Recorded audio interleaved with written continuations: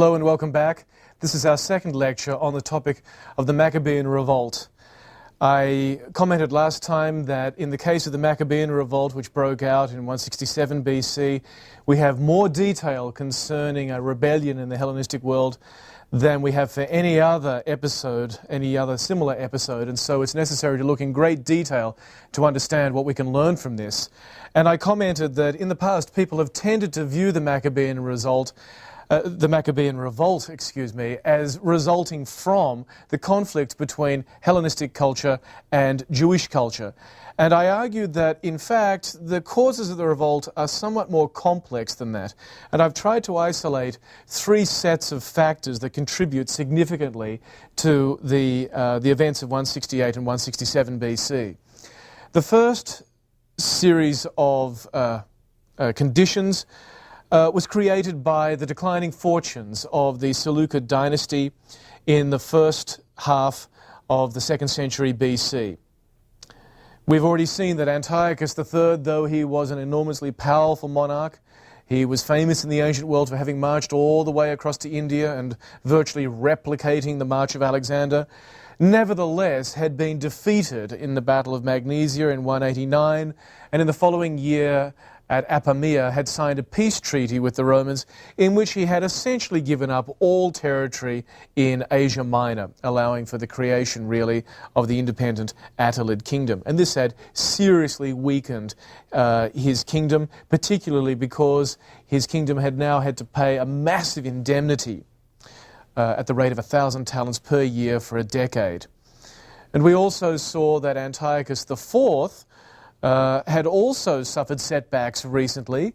He had campaigned in Egypt trying to take advantage of the arrival on the throne of a new young ruler, Ptolemy V. But here we'd seen that Antiochus IV was essentially challenged, or bluffed, if you will, by a Roman magistrate, Caius Popilius Linus, who had drawn a line in the sand and said, "Give me your response before you cross that line." And the response had been total capitulation. Antiochus IV had withdrawn from Pelusium, from the Gaza Strip, with nothing to show for 2 seasons of campaigning. The other conditions that I also pointed out, and which we'll be exploring in more detail today, were the tensions within Judaism in Judea between the Hellenized Jews, who had really assimilated Greek practices, and the Orthodox, to whom this was absolutely an abomination. And then the other tension, which gets the other tension which gets less attention from experts usually, and that is the conflict between the city and the country and the different approaches to Judaism that one finds in those two regions. Events came to a head in 167 BC. In that year, in December of 167 BC, agents of the Seleucid king Antiochus IV entered the Temple of Jerusalem. They piled unclean offerings on the altar. They forced Jews to eat sacrificial animals and to parade wearing ivy wreaths in honor of Dionysus. Copies of the Torah were burnt. The temple was rededicated to Zeus Olympius. And 10 days later, after a pagan altar had been erected in front of the temple, a pig was sacrificed. An act which has been described as an act of unspeakable desecration of the people of Judea.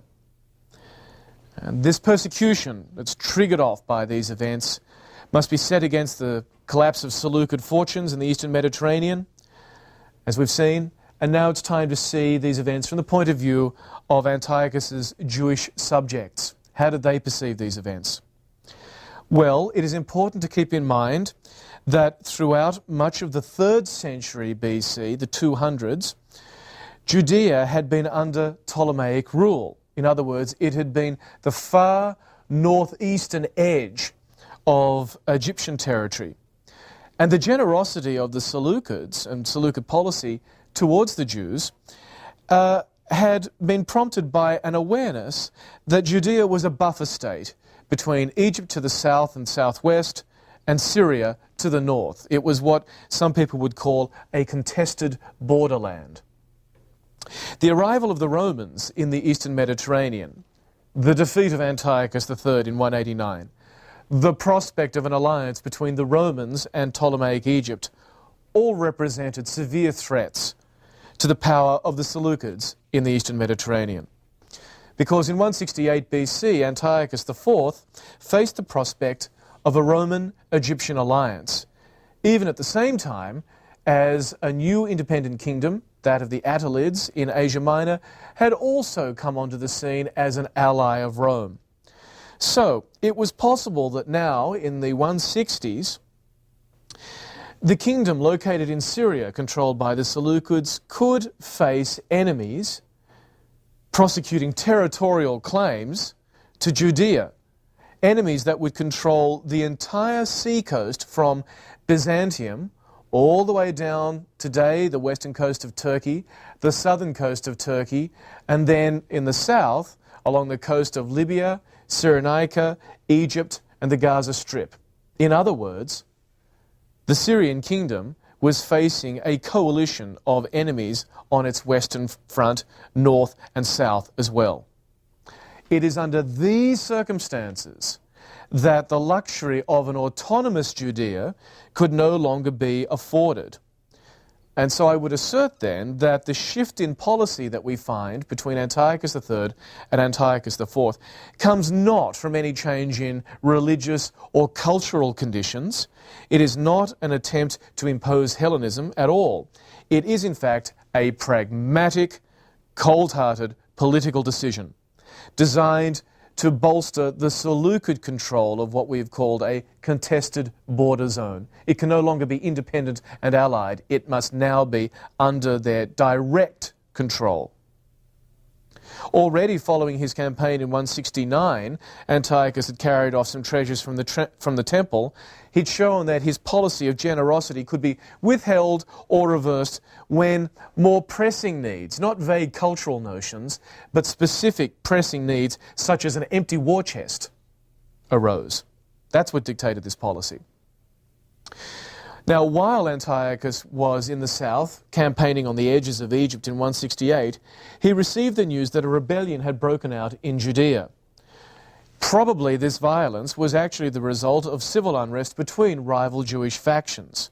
And it was not really an uprising against Antiochus at all. But to Antiochus, who was out of his kingdom and was campaigning south of Judea, it must have seemed as if the Jews had turned on him when he was most vulnerable.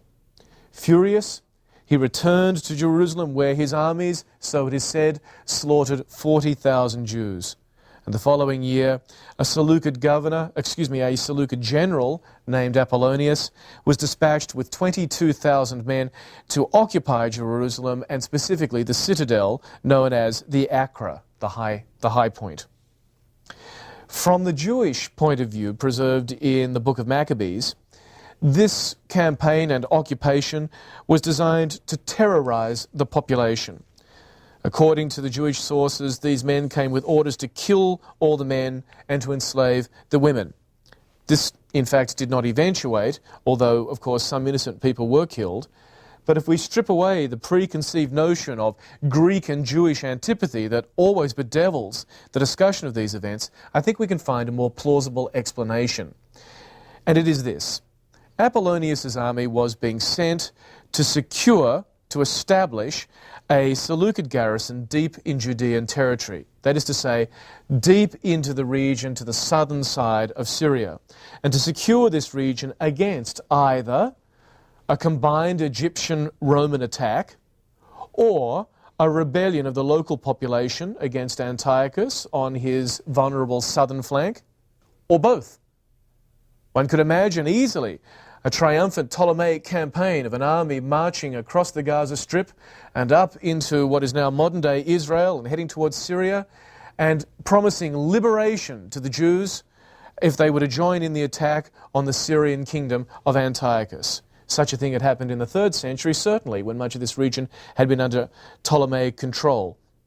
So, according to this interpretation, I would suggest that it is territorial and geopolitical considerations that were vastly more important to Antiochus than the questions of Hellenism, Judaism, or any other ism. There are no cultural philosophies at stake here. It is simply a matter of securing territory. Well, that's fine and good, but what about the Jewish attitude towards the revolt? Well, again, here, resistance to the Greeks must be put into the context of contemporary Jewish anxieties over assimilation.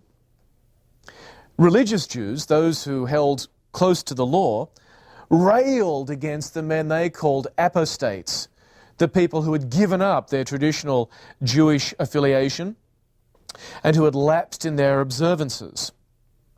And yet there were many Hellenized Jews in Jerusalem. It was Hellenized Jews in Jerusalem who sought to reach an understanding with the various pagans around them. They had approached Antiochus IV, and they had been authorized to introduce Greek social practices. Now, we have an account of this in one of the books of the Maccabees. Of course, this is told from the point of view of the Jewish sources, and so their attitude towards the Hellenization of the Jews is essentially of condemnation. But we can see that there were actually many Jews in Jerusalem who believed that Greek culture was the culture that they preferred for themselves. So we have a description here of Jason, the Hellenized high priest, who, he says, quickly established a gymnasium at the very foot of the Acropolis, where he introduced the noblest young men to where he induced the noblest young men to wear a Greek hat. So these men are going to a gymnasium, a Greek institution, where they will probably exercise naked, which is something of an affront to traditional Jewish sensibilities. They're wearing Greek clothes, such as this hat. The craze for Hellenism and foreign customs reached such a pitch through the outrageous wickedness of the ungodly pseudo-high priest Jason that the priests no longer cared about the service of the altar. Disdaining the temple and neglecting the sacrifices, they hastened at the signal of the discus throwing to take part in the unlawful exercises of the athletic field. They despised what their ancestors had regarded as honours, while they highly prized what the Greeks esteemed as glory. And so he goes on to talk about these various practices. If this had been anywhere other than Judea, it would simply have been described in neutral terms as the local population beginning to act more like Greeks, because they had adopted this culture. Because our sources are Jewish and are from a very orthodox point of view, they see this, of course, as a rejection of Judaism, of traditional Judaism, and a betrayal of it, in fact. So much of the Hellenism going on in Jerusalem had not been imposed, but rather had been adopted willingly. It was these Hellenizing Jews, not Greek colonists, who had built the gymnasium in Jerusalem. And in some of our sources we're told they had disguised their circumcision, a clear sign in the eyes of many that they had turned their back on traditional Judaism. These Hellenized Jews were blamed by many of the observant Jews for the ills which befell Judea on the grounds that they had deserted Judaism. They had turned their back on the law. And yet, the translation of the Torah into Greek, which took place, as we know, in Alexandria, suggests that there were some people who felt that Judaism and Hellenism were not absolutely irreconcilable. And we saw in an earlier lecture that Josephus also seemed to suggest that there were those both on the Greek side, such as Hecataeus, and on the Jewish side, who felt that the two cultures really were comparable and could fit together. That assimilation did not mean a betrayal of Judaism, it was merely a different expression of it. Be that as it may, it was in this society of Hellenized Jews that the factional rivalries broke out, which would eventually be catastrophic. The key rivalries that we know of were among members of a powerful clan known as the Tobiads. Early in his reign, Antiochus IV was approached by one of the Hellenized Jews of Jerusalem, a man named Jason, who happened to be brother of the high priest. So clearly he was a man of great standing and influence. He came from this leading family. But Jason came to Antiochus with an extraordinary offer. He offered the king 360 talents of silver if in return Antiochus recognized his claim to the high priesthood. Well, we know that at this time the Seleucid kingdom was strapped for money, and we know that they were engaged in expensive campaigns. You can probably guess the result of this deal, this bargain.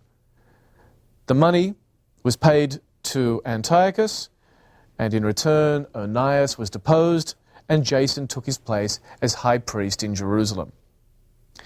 Now, Jason, this Hellenized Jew, seems to have renamed the city of Jerusalem as Antioch. What he was trying to do was to recast the city now as a Seleucid city, just like the other Antiochs and Seleucias located further north in Syria. And of course, in the contractual arrangement of Hellenistic kingship, if Jason were to be the loyal vassal ruling in a city that was a Seleucid city like those of Syria, he would be left free to rule Jerusalem, quasi-autonomous, if you will, in charge of the Jews. But the story gets even murkier, because in a further round of intrigue, Menelaus, the brother of Jason, went to Antiochus and outbid his brother for the high priesthood. And Antiochus once again sold this position to the highest bidder, Menelaus, who took power, forcing Jason to flee. So we have no great clash of cultures here. We have rather a factional dispute within this one family of influential and powerful Hellenized Jews within Jerusalem. When in 168 BC a false report came back from Egypt that Antiochus had been killed, Jason crossed the river Jordan with 1,000 troops, chased Menelaus into the citadel of Jerusalem, and lay siege to the city unsuccessfully until he once again was forced to flee back across the Jordan River.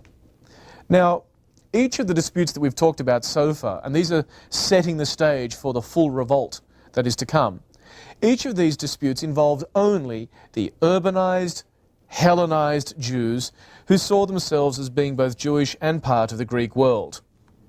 Their advocacy of Hellenistic culture was part of the strategy for establishing their own power within the framework of the Hellenistic Near East. But in the countryside, away from Jerusalem, things looked very different indeed. Out there, Hellenism seemed much more alien, much more foreign. And the rebellion against Hellenism began, in fact, as a guerrilla opposition to the persecutions of Antiochus.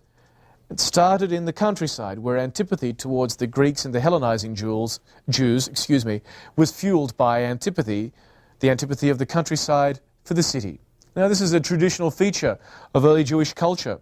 Jewish tradition had distrusted the city as a place of power. The stories of Sodom and Gomorrah, for example, recall this. The story of the Tower of Babel recalls this. There are in the Old Testament stories that show how the culture of the early Jews maintained that there was something suspect and suspicious and corrupting about life in the city.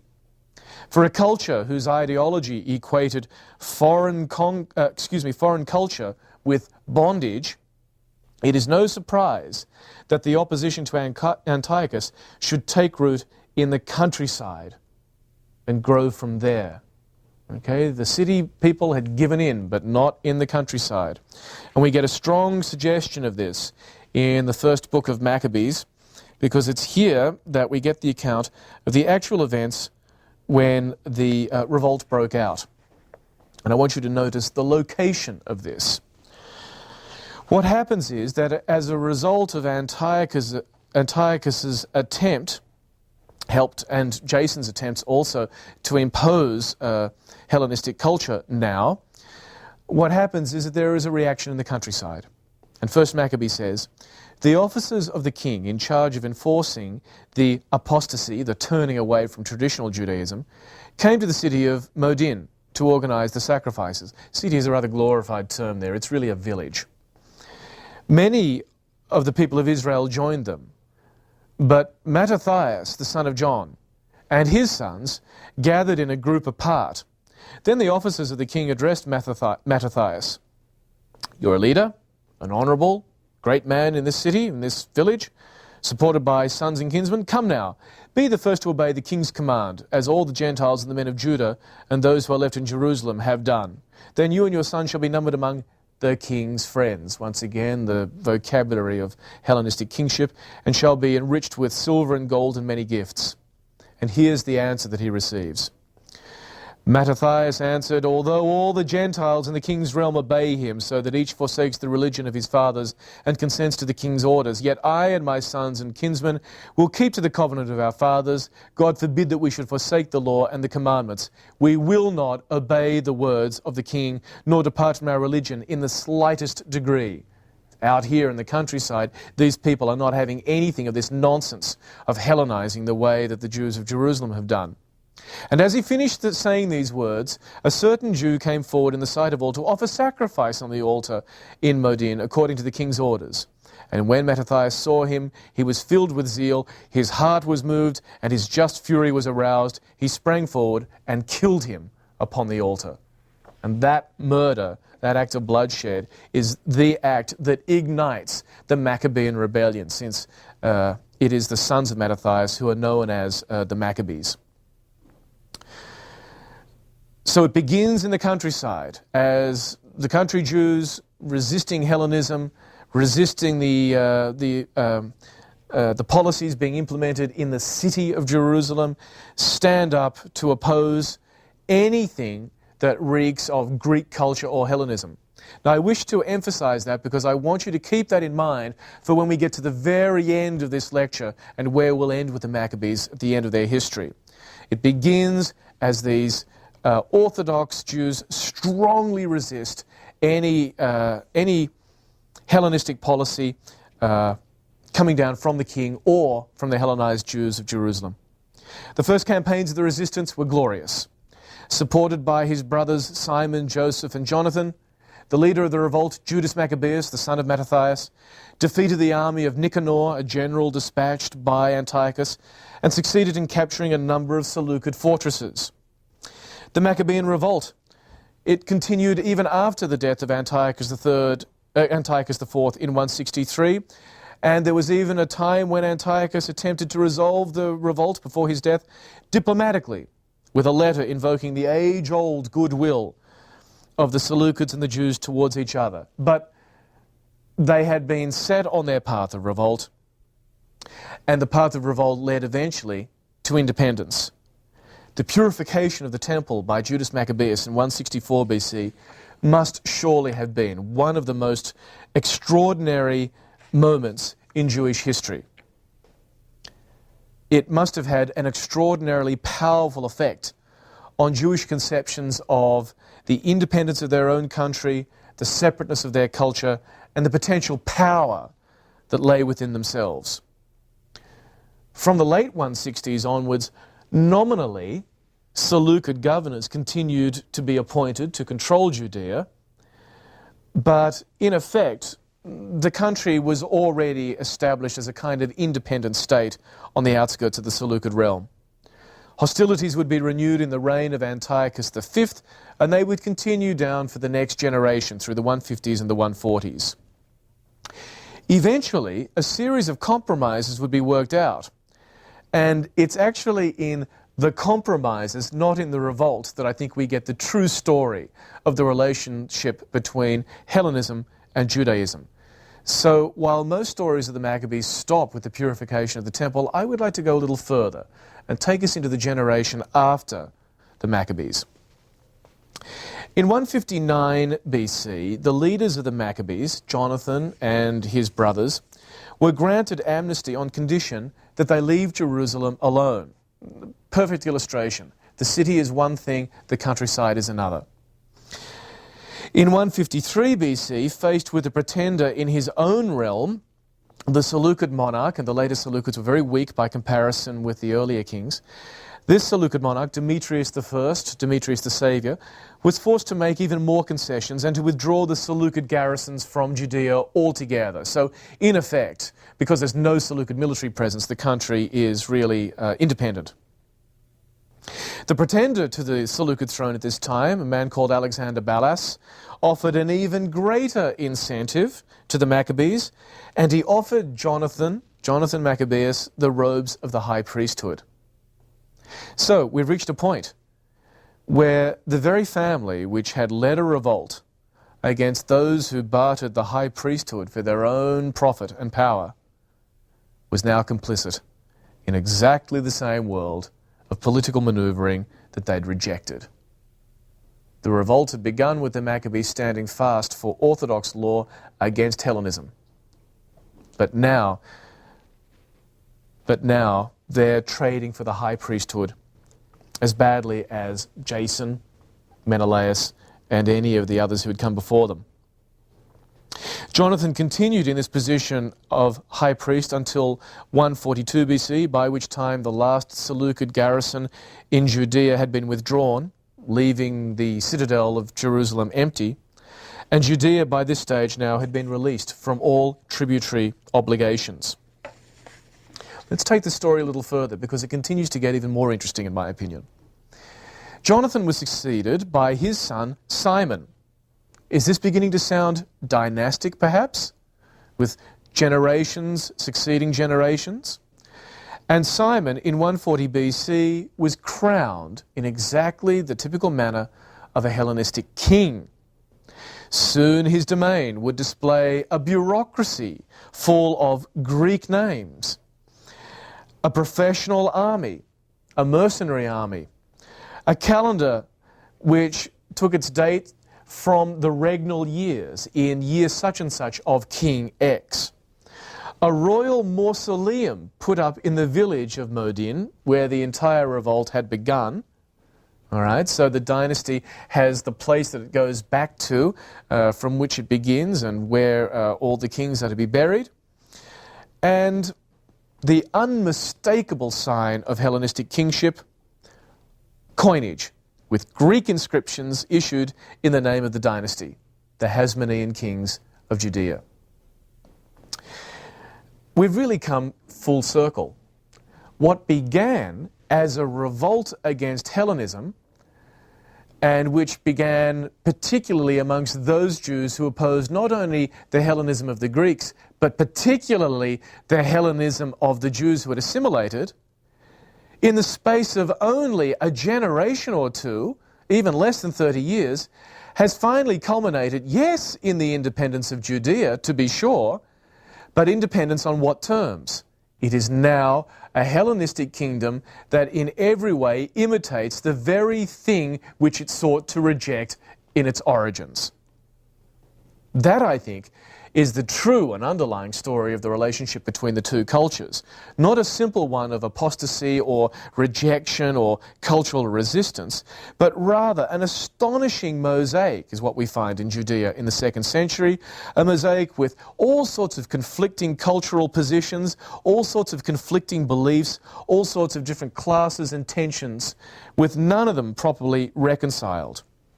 Although one strand of Judaism would continue, of course, to oppose any accommodation with non-Jewish practice, whether this be the Hasidim of Judas Maccabeus' day or the Pharisees of the 1st century BC, but there would also be another strand of Judaism that ran throughout the diaspora, but especially amongst the elite within Jerusalem, and I think also particularly in Alexandria, for whom Hellenism was not an alien wisdom.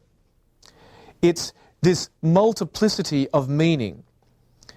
It's in this multiplicity of meaning that I think we get the true relationship between the Greeks and the Jews. In fact, it's almost wrong to be using simplistic terms like the Greeks and the Jews as if they were two simple groups. In fact, both sides of the equation included a multiplicity of positions and opinions. And in that respect, the complexities of the Maccabean revolt, I think, very provocatively foreshadow the complexities of the modern world, where the same debate really exists. To be Jewish, does one have to be Orthodox? Or are there other ways of expressing that particular identity? That's never really been reconciled in the modern world, and I don't think that it was ever reconciled in the world of the 3rd, 2nd, or 1st century BC either. But I think in the story, the paradoxical story of a revolt and a rebellion that ended up in establishing a Hellenistic kingdom, we have a suitable paradox to stand for the way that cultures spoke to each other in the Hellenistic world.